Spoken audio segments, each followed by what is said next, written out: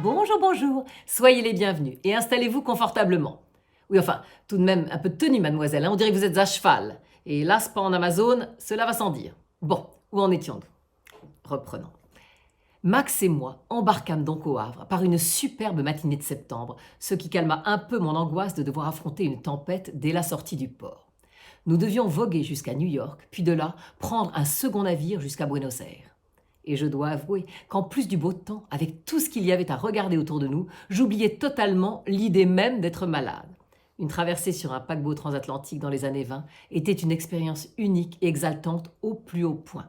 Sur le port du Havre, devant le paquebot, haut comme un immeuble parisien, une faune grouillante et surexcitée courait et criait de tous les côtés. Les femmes les plus élégantes, descendant de somptueuses voitures, côtoyaient les passagers de troisième classe qui les regardaient avec envie et une pointe de mépris.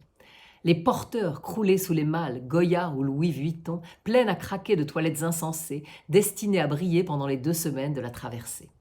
Des chariots entiers, de fruits, de légumes, de charcuterie, de champagne et d'une quantité astronomique de denrées destinées à sustenter tout ce beau monde, tentaient de se frayer un chemin jusqu'au cale du bateau. Des animaux, domestiques ou pas, enfermés dans des cages, regardaient terroriser ces autres animaux, habillés, eux, qui leur jetaient un bout de pain à travers les barreaux. Les familles des migrants, avec leurs baluchons remplis de tout ce qu'ils possédaient, et leurs enfants accrochés aux jupes des mamans, avançaient comme des forcenés pour être certains de monter à temps à bord du bateau qui les mènerait vers une nouvelle vie. Et enfin, lorsque les stars de cinéma ou de musical qui rentraient chez elles après une tournée en Europe apparurent sur le pont, les hurlements de la foule massée en contrebas devinrent hystériques. Nous avions la chance incroyable d'avoir avec nous pour la traversée Charlie Chaplin, qui n'était pas encore la star qu'il allait devenir, mais qui venait de créer United Artists et s'apprêtait à tourner son chef-d'œuvre Le Kid l'année suivante. Mary Pickford, la coqueluche d'Hollywood qu'on surnommait la petite fiancée de l'Amérique. Ninon Valin, une cantatrice française extrêmement célèbre qui allait régulièrement chanter avec le non moins célèbre Caruso au Grand Opéra de Buenos Aires, le Teatro Colón. Il y avait Douglas Fairbanks, le séducteur de ces dames, dont la moustache en faisait pas mais plus d'une. Et Bessie Smith, une fabuleuse chanteuse noire américaine, surnommée l'impératrice du blues. Johnny Weissmuller, un jeune nageur exceptionnel qui raflerait 4 ans plus tard toutes les médailles d'or en natation aux Jeux Olympiques de Paris de 1924, avant de devenir l'inoubliable Tarzan dont le cri enchanterait des générations d'enfants. Et enfin, la fameuse troupe de comédie musicale, les Ziegfeld's Follies, dirigée d'une main de fer par son créateur, Florence Ziegfeld, dont les danseuses aux sublimes gambettes affolaient tout ce qui avait un peu de testostérone sur le bateau.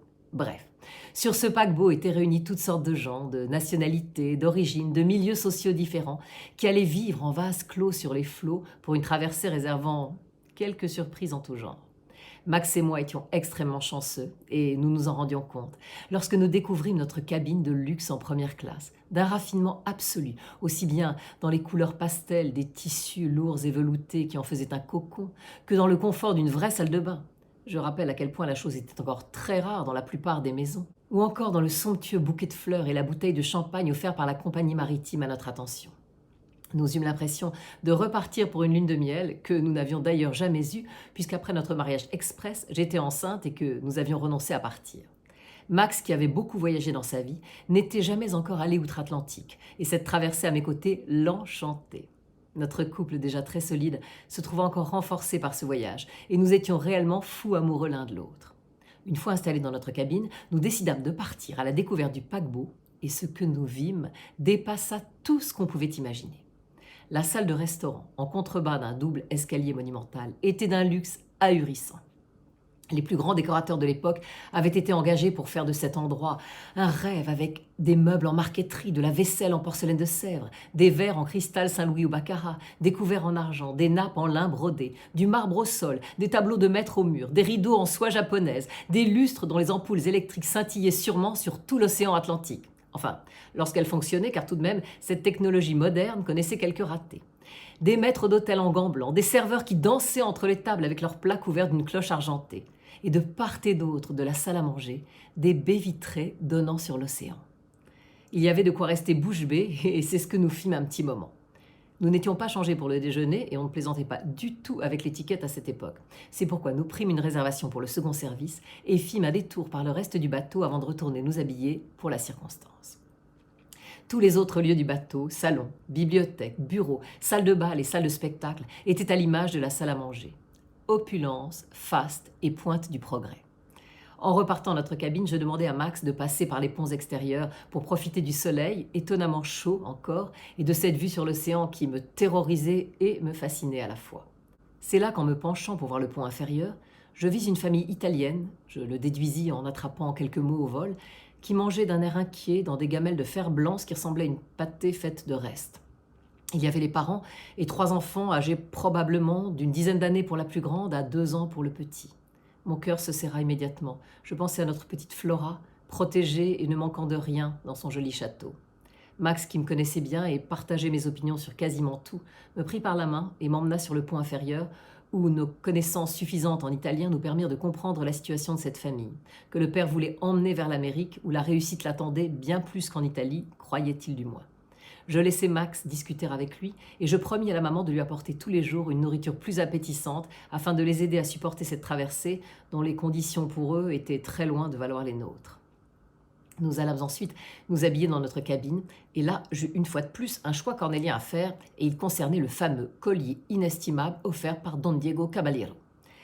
Depuis notre départ du château, par peur de perdre une valise ou de me faire voler, j'avais gardé le fameux collier autour de mon cou, protégé et camouflé par une écharpe de soie blanche. Max me dit que nous devrions aller voir le commandant pour lui demander de mettre le bijou en sécurité dans le coffre du bateau. Mais j'avais lu dans les journaux que durant le naufrage du Titanic, un grand nombre de bijoux exceptionnels enfermés dans les coffres-forts étaient partis au fond de l'océan.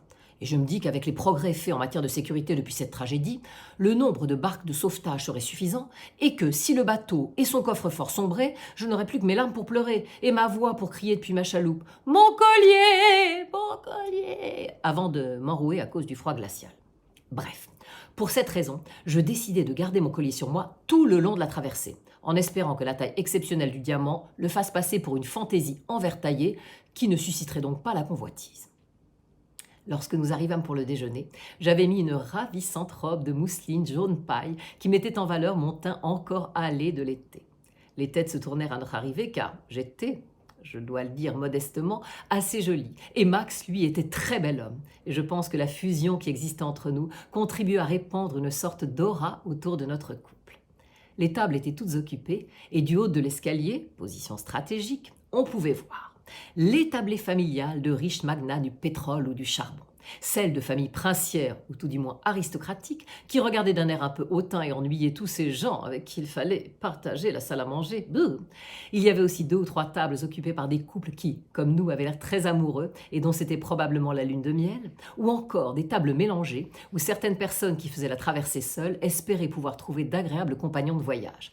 Et enfin, il y avait les tables d'artistes avec toutes les célébrités précédemment citées qui, si elles étaient encore relativement calmes et sages pour ce premier déjeuner, prendraient une toute autre allure au moment des dîners.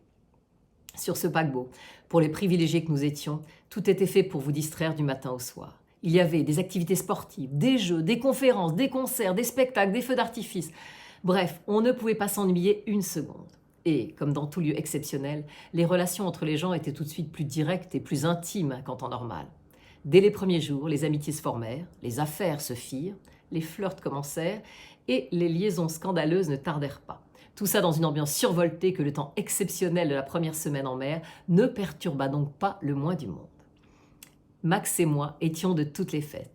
Nous swingions sur le jazz que chantait si bien Bessie Smith et son orchestre. Nous hurlions de rire aux facéties de Charlie Chaplin, que nous n'appelions pas encore Charlot. Nous nous pâmions devant la voix d'or de Ninon Valin, qui tenait absolument à me faire chanter car elle trouvait que j'avais une bonne voix. Et nous nous émerveillions devant les comédies musicales de la troupe Ziegfeld, dont l'inventivité scénographique et la beauté des jeunes danseuses nous rendaient ébahis. Les repas, eux, se déroulaient souvent à la même table, et je dois dire que malheureusement, nous étions donc fréquemment à celle d'une vieille comtesse acariâtre et radoteuse qui allait à New York voir sa sœur et qui critiquait sans cesse le monde moderne. Mais heureusement, nos autres voisins étaient enjoués et charmants, et tout se déroulait à merveille, puisque de surcroît, la mère d'huile ne m'avait joué jusque-là aucun mauvais tour. Après chaque repas, je filais aux cuisines, et avec la complicité d'un serveur au grand cœur, je préparais un panier rempli de victuailles que je portais à la famille italienne, qui s'était vite agrandie aux voisins de cabine, et les enfants me couvraient de baisers en remerciement. Je découvrais auprès d'eux une forme de joie de vivre, sans paillettes, mais avec un réel sens de la famille et du partage. Je jouissais donc totalement d'un bonheur sans faille, accoudé au bastingage du bateau par une nuit de pleine lune, blotti dans les bras de Max pour assister au feu d'artifice le plus grandiose que j'ai jamais vu.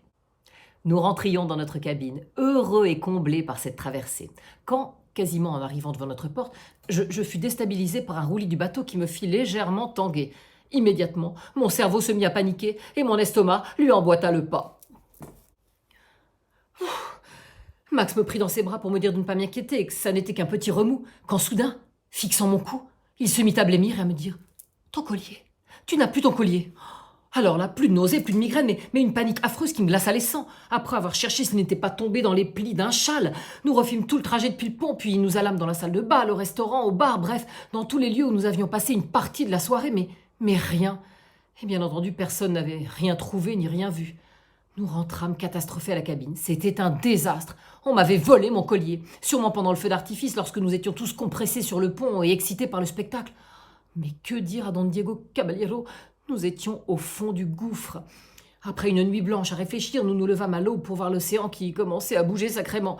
Mais j'avais pris, malgré mon mal de mer, une résolution en acier trempé. Mon voleur n'avait pu descendre du bateau puisque nous étions en pleine mer. Donc, mon collier s'y trouvait encore. Et je décidai que par n'importe quel moyen, je mettrais la main dessus, quoi que je doive faire pour y arriver. Mais, ne sachant pas où commencer à chercher, j'eus une idée de génie. J'envoyai un câble à Claudine en lui expliquant la situation et en lui demandant conseil pour trouver le voleur, puisqu'elle était la reine des enquêtes et des manipulations. En attendant sa réponse, Max et moi commençâmes à établir un plan.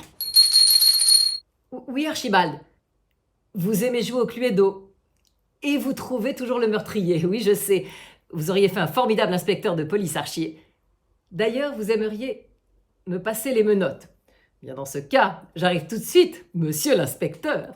Excusez-moi, mais le devoir m'appelle. Alors à très vite pour la suite de mes aventures. Au revoir, au revoir.